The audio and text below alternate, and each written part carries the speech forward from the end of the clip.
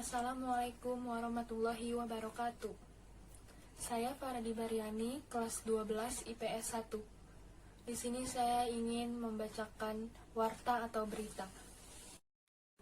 Warta longsor di pasawahan warga. Dina poe Ahad nuges kaliwatan di Kampung Manggis Lihir. Tepatna tebu 10 enjing parantos aya hiji kajadian anu ngahebohkeun warga Selumbur. Kusabab ayana longsor di Kacet pasawahan warga 7 Agustus 2019.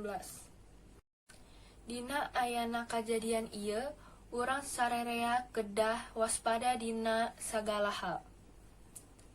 Supandos teu aya deui kajadian nu sarupa. Dina kejadian ieu sakedikna satu warga pupus anu jenenganna Bapak Sobri tukang kuli macu. Sareng 4 warga sanesna kudu dicandak di Cimande. Kusabab tulang pananganna peteu katinggang uruk. Dina ayana kejadian ieu urang sarerea kedah waspada dina segala hal. Sekian pembacaan warta dari saya, kurang lebihnya mohon maaf. Wassalamualaikum warahmatullahi wabarakatuh. Terima kasih.